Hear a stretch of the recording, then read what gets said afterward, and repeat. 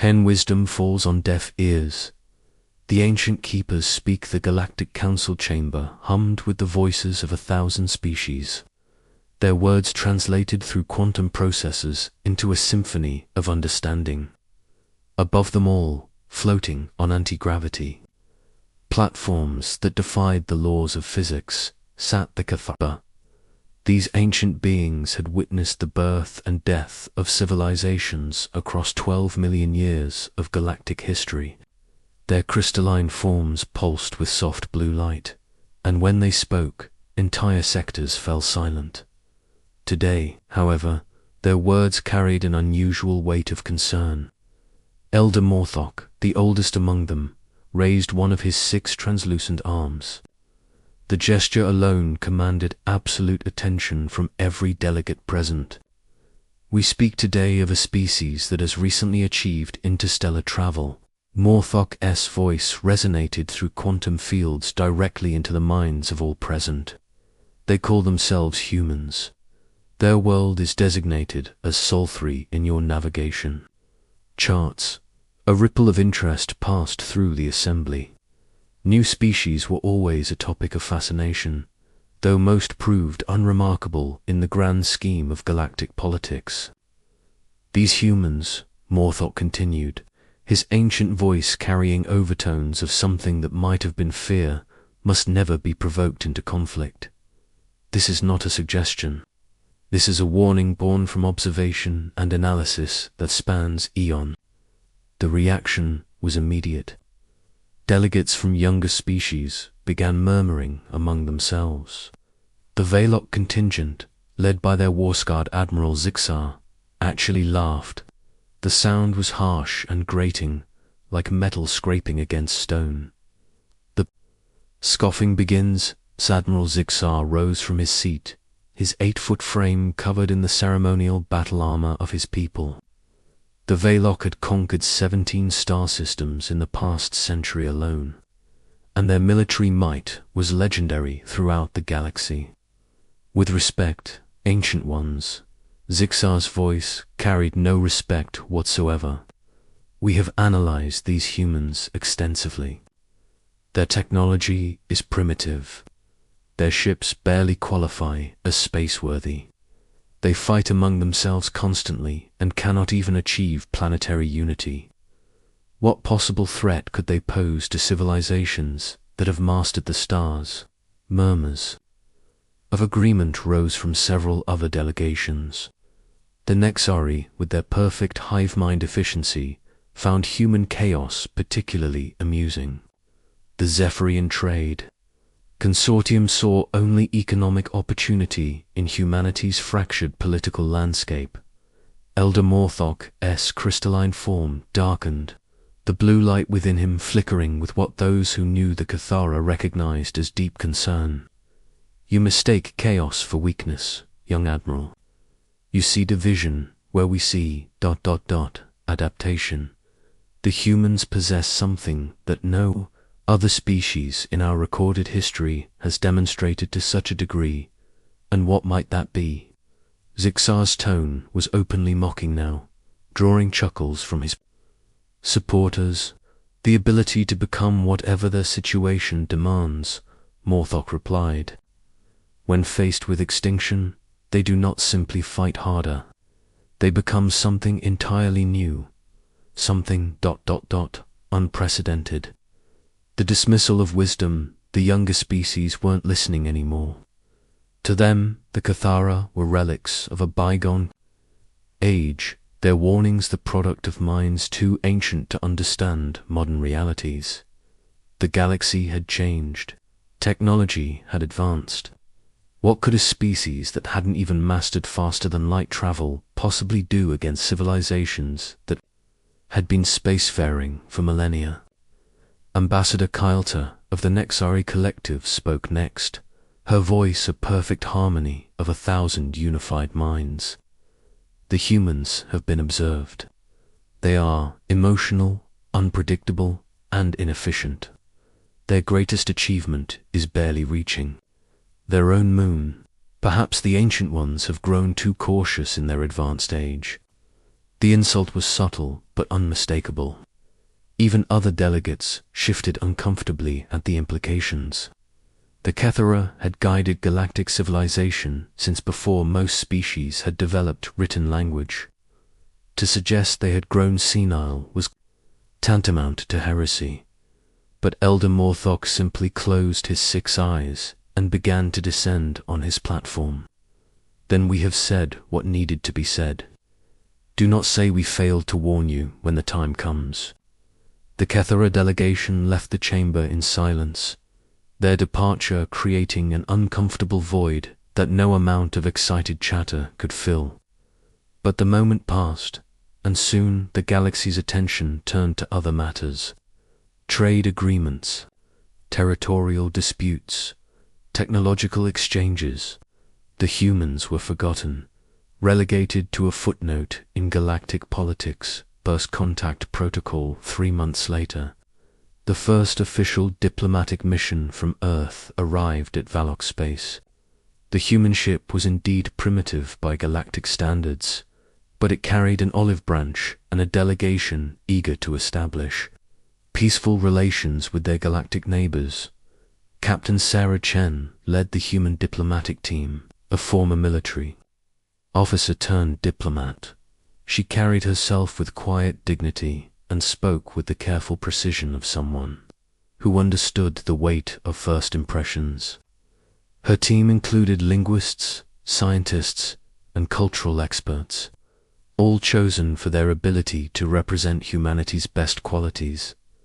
Admiral Zixar received them aboard his flagship, the Decimator, a vessel the size of a small moon bristling with weapons capable of cracking planets. The human shuttle looked like a toy beside it.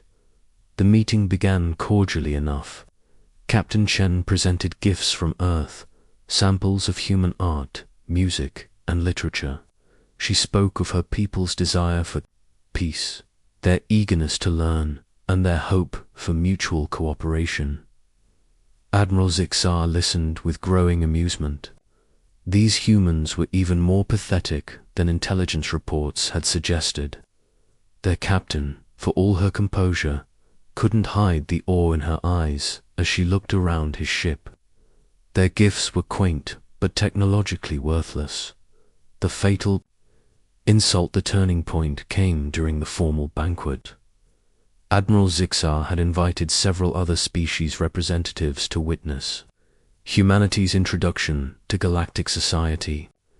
The humans sat at a small table, clearly overwhelmed by the exotic foods and the casual display of technologies that defied their understanding of physics. Captain Chen was in the middle of explaining human history when Admiral Zixar interrupted her with a harsh laugh. "You speak of your wars as if they were grand achievements," he said, his voice carrying clearly across the banquet hall. "Your greatest conflict killed barely 60 million of your kind. We lose more than that in minor border skirmishes." The human delegation fell silent. Captain Chun's jaw tightened almost imperceptibly, but she maintained her diplomatic composure. "We consider every life precious, Admiral. Perhaps that's a difference in our cultures. Perhaps it's a difference in our evolution," Zixar replied, standing to address the entire gathering. "Ladies, gentlemen, and honored beings, I present to you humanity. A species so primitive they still mourn their war dead, so backward they negotiate instead of simply taking what they want, and so weak they send diplomats where real species would send fleets." The laughter that followed was cruel and widespread. Representatives from a dozen species found humor in the Admiral's words. The humans sat in silence, their faces carefully neutral. But something had shifted in the room's atmosphere. Captain Chen stood slowly, her movements controlled and precise. "Thank you for your hospitality, Admiral. I believe we have learned enough about galactic society for one visit." The human delegation left within the hour, their small ship disappearing into the void without fanfare or ceremony. Admiral Zig watched them go with satisfaction. Another primitive species properly educated about their place in the galaxy. The silence begins in the weeks that followed. Something strange began to happen. Human communication frequencies went quiet. The scattered human colonies throughout their local system stopped sending out exploration signals. Trade ships that had been tentatively reaching out to other species suddenly vanished from shipping lanes. At first, nobody noticed. Why would they? Humanity was a footnote in galactic affairs, barely worth monitoring. But the Kethera noticed. They always noticed. Elder Morthok convened an emergency session of the Kethera Council. Something that hadn't happened in 3,000 years. In their hidden sanctuaries on the edge of the galaxy, the ancient beings gathered to discuss what their sensors were detecting. The humans have gone silent, reported Elder Veltan, her crystalline form flickering with urgency. All communications, all exploration, all diplomatic outreach has ceased. They're probably sulking, suggested Elder Quantel, the youngest. Of their kind, at barely 1,000,000 years old. Young species often withdraw when faced with their own insignificance. But Morthok was studying data streams that stretched back eons, patterns that only his ancient mind could recognize. No, he said finally. This isn't withdrawal. This is preparation. The edge of the abyss on the outer rim of Veloc space, mining station Kepler-7 went dark on a Tuesday. The station's last transmission was routine, a standard or shipment manifest. Then, nothing. When Admiral Zixar's forces arrived to investigate, they found an empty facility with no signs of struggle. No damage, no bodies, just ... absence. The official report blamed equipment failure, but the station's AI cores were missing. Not damaged or destroyed, but surgically removed with a precision that suggested intimate knowledge of Veloc technology. 2 weeks later, a Nexari listening post detected unusual quantum signatures in human space. The signals were brief, encrypted, beyond the collective's ability to decode, and they seemed to be coordinating something vast and complex.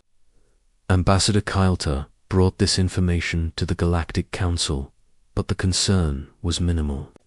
Let them plot, Admiral Zixar declared. What can they possibly do to us? The Kethera weren't attending council sessions anymore. They had withdrawn to their most remote sanctuaries, and when contacted, they offered only one message: we warned you, now we can only observe what comes next. Shadows in the void, Captain Chen had returned to Earth, but not to deliver a report of diplomatic failure. Instead, she walked into a room where humanity's greatest minds had been waiting for her return. Scientists, strategists, engineers, and philosophers. People who had been quietly preparing for this moment since humanity first detected artificial signals from the stars. They think we're weak, she reported to the assembled group. They think our compassion is weakness, our diversity is chaos, and our caution is cowardice. Dr. Elena Vasquez, a quantum physicist whose theories had revolutionized human understanding of space-time, looked up from her calculations. Then they don't understand us at all. Good, replied General Marcus Stone, a grizzled veteran of Earth's last major conflict.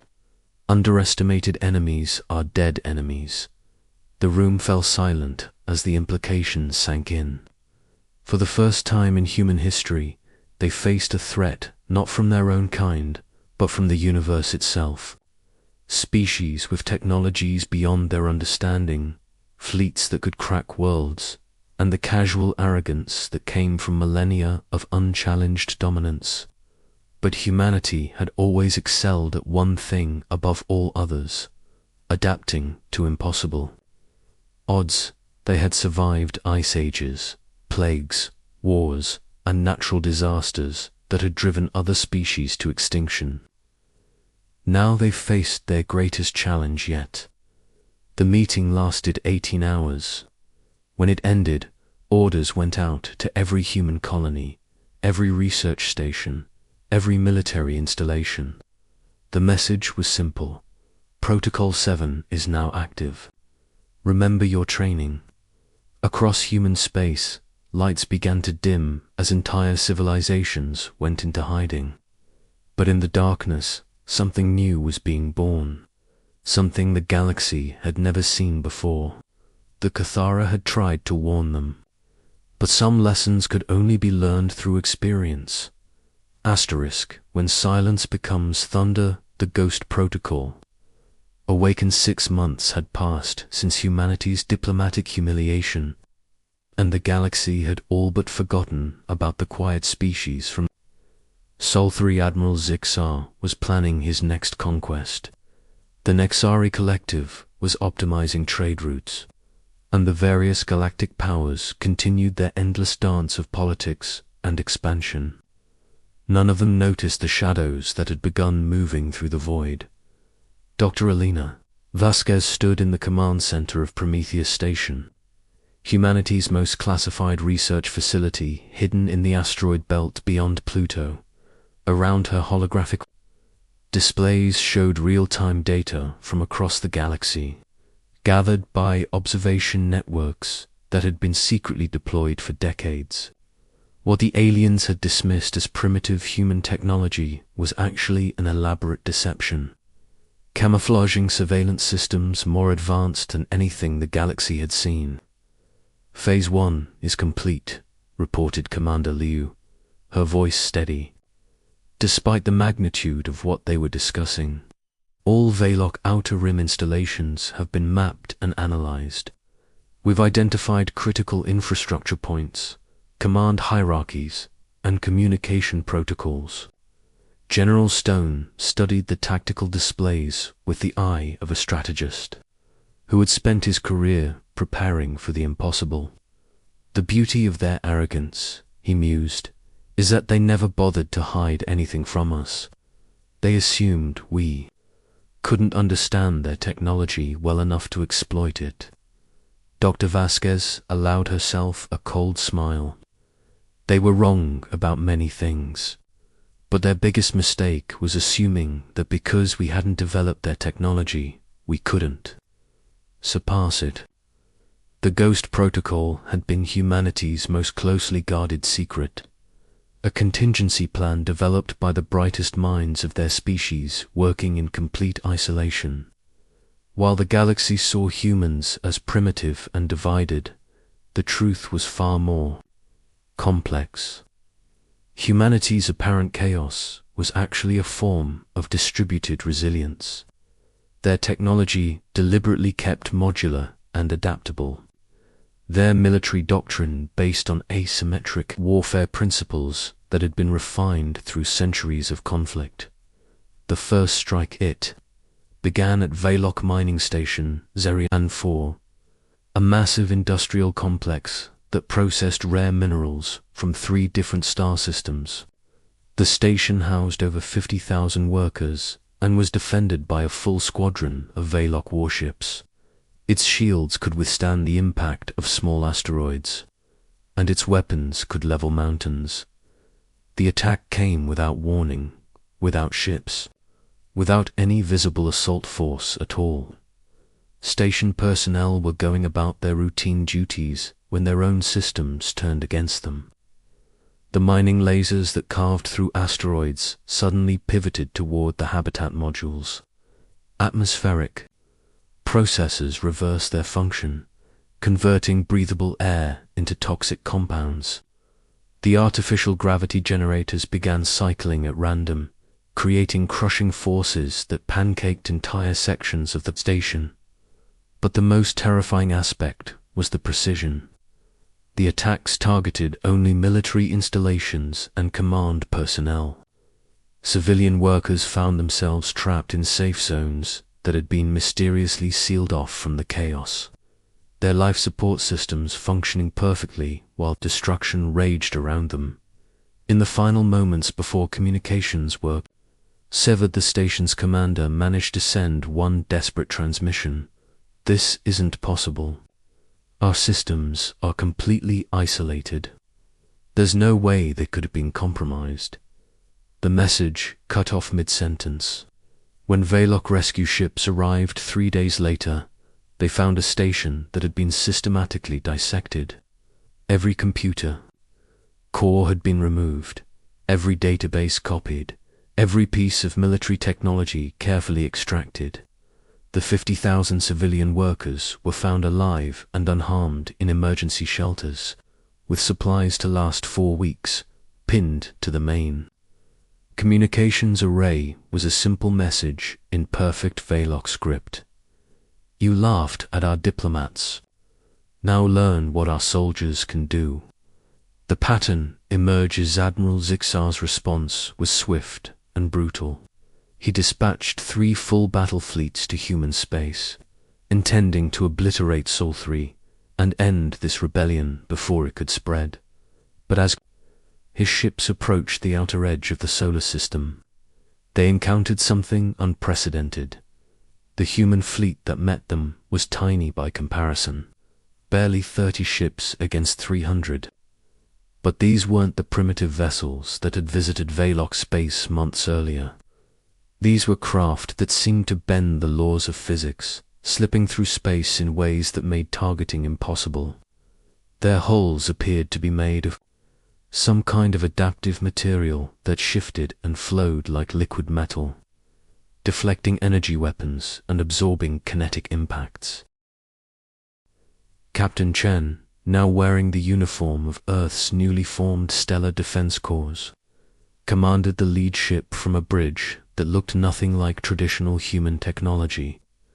Neural interfaces connected her directly to the ship's AI systems, allowing her to think at the speed of quantum processors while maintaining human intuition and creativity. Admiral Zixar. She broadcast on an open channel, her voice carrying across space to reach every ship in both fleets. "You have entered Sol system space without permission. Withdraw immediately, and we will consider this a navigational error." The Admiral's laughter echoed across the communication channels. 30 ships against 300. "You humans truly are insane. I'll give you one chance to surrender before I demonstrate why the Veloc Empire has never lost a naval engagement." "We accept your terms," Captain Chen replied calmly. "When you lose, you will withdraw all Veloc forces from human space and formally apologize for your previous insults. When we lose, we will submit to your authority. When you lose," Zixar couldn't contain his amusement. "Child, you've already lost. You just don't know it yet." The Battle of Sol's Edge, what followed, was less a battle than a demonstration of humanity's new capabilities. The Veloc ships opened fire with weapons that could crack continents, but their targeting systems couldn't lock onto the human vessels. The Earth ships moved like schools of fish, each vessel connected to the others through quantum entanglement networks that allowed them to act as a single coordinated entity. But the real surprise came when the human ships didn't return fire with weapons. Instead, they released clouds of microscopic drones, each one no larger than a grain of sand, but equipped with quantum processors and matter manipulators. The drone swarms enveloped the Veloc fleet like a living fog, and within minutes, the mighty warships began to transform. Hull plating rearranged itself, weapon systems inverted their firing directions, and shield generators began protecting the human ships instead of the Veloc ones. The aliens watched in horror as their own vessels turned against them, their crews trapped helplessly inside ships that no longer obeyed their commands. "This is impossible." Admiral Zixar screamed over the communication channels. "Our systems are quantum encrypted. Nothing can break our security protocols. Your encryption is indeed impressive. Dr. Vasquez's voice joined the conversation, broadcasting from Earth itself. Unfortunately, you made the same mistake that all advanced civilizations make. You assumed that complexity equals security. But every system, no matter how sophisticated, has a fundamental weakness. What weakness? The Admiral demanded, his voice cracking with desperation as he watched his fleet systematically disable itself. The beings who designed it, Dr. Vasquez replied, "We've been studying your people for decades, Admiral. Your psychology, your decision-making patterns, your cultural assumptions. Your computers think like you do because you built them. And once we understood how you think, breaking your systems became trivial. The revelation of human evolution." The last Veloc ship powered down its weapons and prepared to surrender. Captain Chen opened a general broadcast to the entire galaxy. Her message was picked up by every civilization within 100 light years, and its contents would reshape galactic politics forever. To all species currently monitoring this engagement, she began, her voice steady and clear. Humanity wishes to clarify several misconceptions about our capabilities and intentions. We are not the primitive species you believe us to be. We are not weak, chaotic, or technologically inferior. We are adaptive. The broadcast continued as visual displays showed the transformation of the Veloc fleet, their mighty warships now flying in perfect formation under human control. For the past 50 years, we have been preparing for contact with galactic civilization. We studied your languages, your technologies, your cultures, and your weaknesses. We allowed you to underestimate us because underestimated enemies reveal more about themselves than they intend. On worlds across the galaxy, alien leaders watched in stunned silence as the implications became clear. The humans hadn't been struggling to achieve spaceflight. They had been deliberately concealing their true capabilities, allowing themselves to appear primitive while they secretly developed technologies that could turn entire fleets against their owners. "We did not seek conflict," Captain Chen continued. "We came to you in peace, offering friendship and cooperation. But you chose to respond with mockery and contempt. You insulted our diplomats, dismissed our culture, and laughed at our desire for peaceful coexistence. This was your mistake." Asterisk the psychological warfare campaign, what followed the Battle of Saul's Edge, was unlike any conflict the galaxy had ever witnessed. Humanity didn't launch massive fleets or attempt to conquer territory. Instead, they waged war against the very foundations of galactic civilization itself. Across Veloc space, military installations began receiving visits from impossible ships that appeared without warning, completed their missions with surgical precision, and vanished before reinforcements could arrive. But these weren't destruction missions. They were psychological operations designed to demonstrate humanity's absolute superiority in ways that couldn't be ignored or explained away.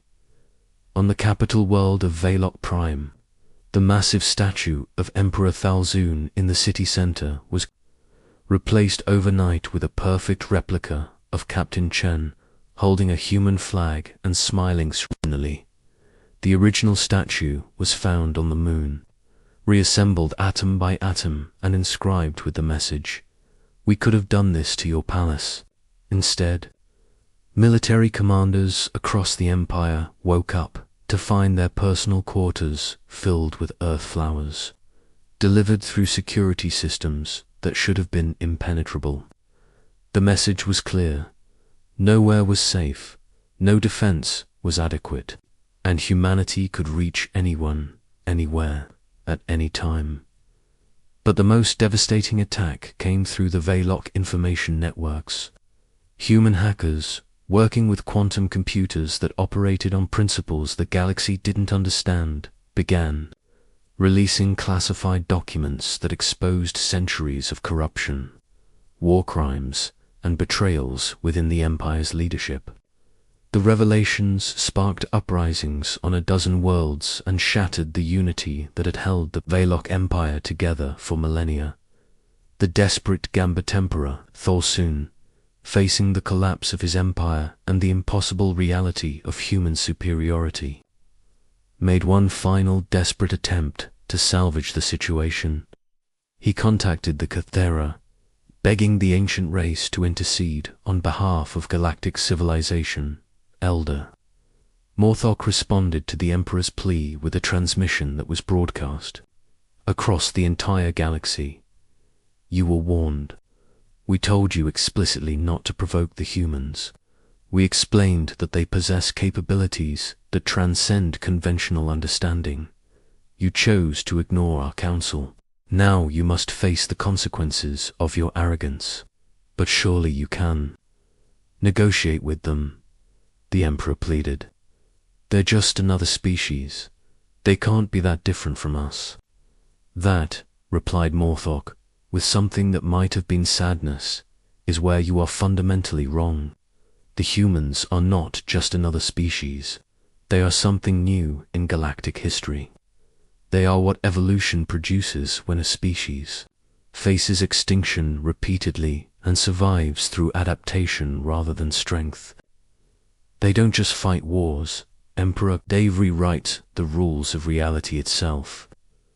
The final confrontation, the end, came at the Battle of Nexus Prime, the heavily fortified capital system of the Valok Empire.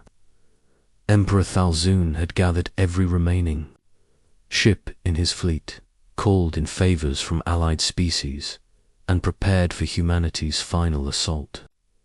The combined armada numbered over 2,000 vessels, the largest military force ever assembled in galactic history.